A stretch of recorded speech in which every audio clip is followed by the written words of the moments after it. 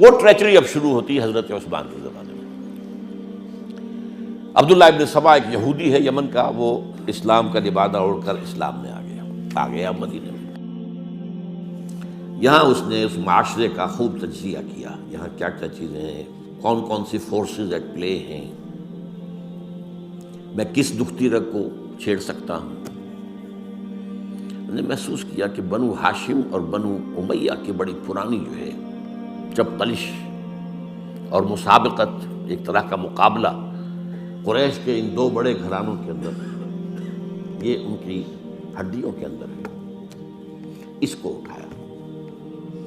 اب عجیب بات اصل میں یہ ہے کہ خلیفہ اول نہ بنو امیہ میں سے تھے نہ بنو ہاشم میں سے، بنو ہاشم اور بنو امیہ کا معاملہ تھا۔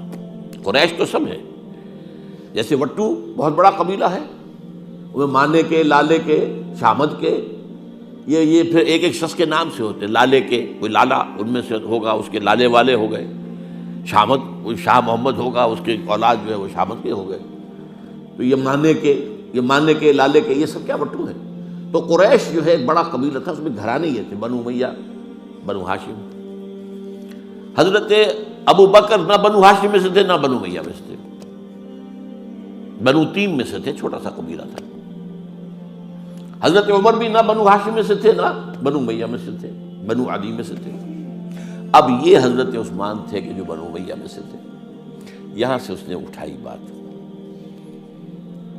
اور ایسی ایسی باتیں شروع کی جو عوام جو ہیں، جو پورا رسوخ فی العلم حاصل نہیں ہوتا، وہ اس کے اندر بہہ جاتے ہیں۔ دیکھو یہ کیسے ہو سکتا ہے کہ ہمارے نبی جو ہیں وہ تو زمین میں دفن ہیں اور عیسیٰ جو ہے آسمان پر بیٹھے ہیں، اور عیسیٰ تو دوبارہ آئیں گے اور ہمارے نبی نہیں آئیں گے وہ بھی آئیں گے، اور ہر نبی کا ایک وصی ہوتا ہے، محمد کا وصی علی ہے، اسے ہونا چاہیے خلیفہ، وہ بنو ہاشم میں سے۔ باقی جو بھی خلیفہ بنا ہے غاصب ہے، ابو بکر غاصب، عمر غاصب، اور اب جو ہے سب سے بڑا غاصب نہیں غصاب کہہ لیں اس کو، وہ تو بنو امیہ میں سے عثمان۔ ہاؤ کم، کیسے خلافت اس کی؟ اور اس نے اس تک ہاتھ بات بڑھائی ہے کہ حضرت علی تو خدا ہیں، اوتار ہیں خدا کا۔ یہ ساری چیز آج بھی یا علی مدد کا نعرہ جو لگ رہا ہے، یہ وہی سبائیت کے اثرات ہیں۔ یا اللہ مدد کا نعرہ نہیں لگاتے، یا محمد مدد کا نعرہ کوئی نہیں لگاتا، یا علی مدد۔ یہ ساری چیزیں جو ہیں سمجھ لیں گی۔ حضرت علی رضی اللہ تعالیٰ عنہ کے بارے میں غالب بھی کہتا ہے، مشغول حق ہوں بندگی بوتراب میں۔ بوتراب حضرت علی، ان کی بندگی کرتے ہوئے میں اصل میں اللہ کی بندگی، میں ان کی بندگی کرتا ہوں گویا کہ اللہ کی کرتا ہوں۔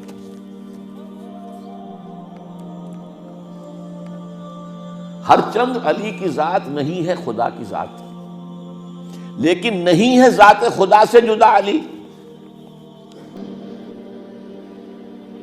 یہ ساری باتیں اس نے پھیلائی اور فتنہ برپا کیا، اور اس کی ایک خاص ٹیکنیک اس نے ایجاد کی۔ سب سے پہلے اس نے جا کر کوفے میں اپنا میدان جمایا۔ حضرت عثمان کے بارے میں تو اپنا بہت ہی، وہ تو اپنے رشتہ داروں کو پالتا ہے، ان کو عہدے سارے اپنے رشتہ داروں کو دے دیے ہیں، اور انہیں دولت انہیں دیتا ہے، یہ کرتا ہے، معاذ اللہ معاذ اللہ۔ وہاں پہ ذرا کسی نے جو وہاں کے گورنر تھے ذرا بات پرس کی، تو وہاں اپنے ہم خیال چھوڑ کر شام چلا گیا، وہاں جا کے وہی بات، وہاں ایک گروپ بنا لیا، پھر مصر چلا گیا، وہاں جا کر وہی بات۔ اب ظاہر بات ہے اس زمانے میں نہ کوئی ٹیلی کمیونیکیشن، نہ کوئی ٹیلی فون، نہ کوئی تار، کوئی اطلاعات کا وہاں پہنچنا وغیرہ، اس میں یہ ہے کہ وہ فتنہ تو جنگل کی آگ کی طرح بڑھ گیا، اس کا معالجہ کرنے والا جو ہے، اس میں حضرت معاویہ نے کہا بھی رضی اللہ تعالیٰ عنہ، آپ ہمیں اجازت دیں ہم آ کر کچل دیں ان کو۔ گورنر تھے شام کے، انہوں نے کہا میں فوجیں لے کر آتا ہوں ان کو کچل دیتا ہوں۔ حضرت عثمان فرماتے نہیں، جب تک یہ کوئی ایسا جرم کر نہ دے کہ جس پر وہ گویا کہ زد میں آ جائے، قانون کی زد میں، اگر یہ مجھے قتل کرنا چاہتے ہیں قتل کر دیں، پھر اس سے قصاص لے لینا، لیکن جب تک یہ قتل کرتے نہیں تو میں کس جرم میں انہیں ماروں؟ عمرو بن العاص کی طرف سے آتا رہا، لیکن نہیں۔ بہرحال یہ فتنہ اتنا بڑھا اتنا بڑھا اتنا بڑھا، مدینے میں حضرت علی کہتے رہے آپ ہمیں اجازت دیں، ہم ان کو ختم کریں۔ یہ ایک علیحدہ بات ہے، میری کتاب جو ہے شہید مظلوم کا مطالعہ کیجیے، آپ اس کی تفصیل میں جانے کا یہ موقع نہیں ہے۔ یہ کتنی بڑی عظیمت ہے، لوگ سمجھتے ہیں کہ یہ تو بڑی کمزوری دکھائی حضرت عثمان، میں کہتا ہوں اس سے بڑی عظیمت کوئی نہیں ہو سکتی۔ انہوں نے کہا میں کسی کلمہ گو کی جان لینے کو تیار نہیں ہوں جب تک کہ اس کے اوپر کوئی جرم ثابت نہ ہو جائے۔ کلمہ گو ہے، آپ اندازہ کیجئے، اس پر اڑے رہنا، ڈٹ جانا۔ یہ تو وہی بات ہے جو حابیل نے کہی تھی اپنے بھائی سے قابیل سے کہ بھائی جان اگر آپ مجھے قتل کرنے کے لیے ہاتھ بڑھائیں گے تو میں تو اپنا ہاتھ نہیں اٹھاؤں گا آپ کو قتل کرنے کے لیے، میں تو چاہتا ہوں کہ آپ اپنے گناہوں کے ساتھ میرے گناہ بھی لے جائیں، مجھے قتل کر دیں گے تو میرے گناہ جو ہیں سارے آپ کے خاتم ہو جائیں گے۔ حضرت عثمان 1000 مربع میل کا رقبہ ہے جس کے اوپر کہ ان کی حکومت چل رہی ہے، اور فوجیں ہیں مصر سے اور دمشق سے بار بار اجازت مانگ رہی ہیں۔ یہاں حضرت طلحہ، حضرت زبیر، حضرت علی اجازت مانگ رہے ہیں، نہیں، جب تک یہ کوئی جرم کر نہ لیں اس وقت تک نہیں۔ جب یہ جرم کر لیں گے پھر تم لے لینا، اس سے قصاص سزا دے دینا۔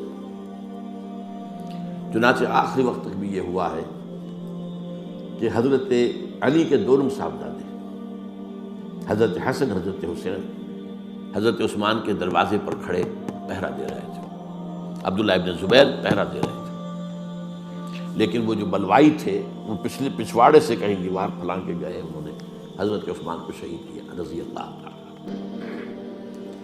یہ ہے اصل میں یہودیت کا بیک لیش، یہودیت کا انتقام، اور جو سازشی ذہن اللہ نے ان کو دے رکھا ہے اس میں کوئی شک نہیں۔ ذہین انتہائی تباہ قوم ہے،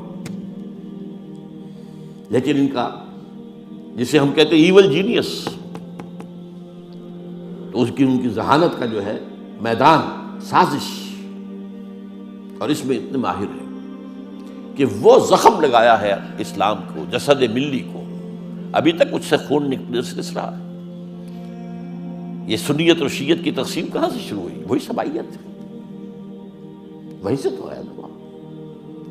حالانکہ جب حضرت علی کی بیعت ہو گئی ہے تو حضرت علی نے پھر عبداللہ ابن سبا سے کہا توبہ کرو، تم کہتے ہو کہ میں خدا ہوں، توبہ کرو ورنہ میں تمہیں زندہ جلا دوں گا۔ نہیں، تم ہماری جتنی چاہے آگ مالو، ہم کہتے تم اللہ ہو۔ اسے 40 آدمیوں سمیت حضرت علی نے زندہ جلوایا، اور یہ بات اہل تشیع کی کتابوں میں لکھی ہوئی ہے۔ بدقسمتی سے آج کل اگر کوئی بات کی جاتی ہے عبداللہ ابن سبا کے خلاف تو وہ سمجھتے ہیں کہ یہ شیعت کے خلاف بات ہو رہی ہے۔ حضرت علی نے تو خود ان کی اپنی کتابوں کے مطابق عبداللہ ابن سبا اور اس کے 40 ساتھیوں کو زندہ جلایا۔ تو خدا ہے، تو ہمیں آزما رہا ہے۔ بہرحال یہ ہے پس منظر حضرت عثمان کی شہادت کا رضی اللہ تعالیٰ۔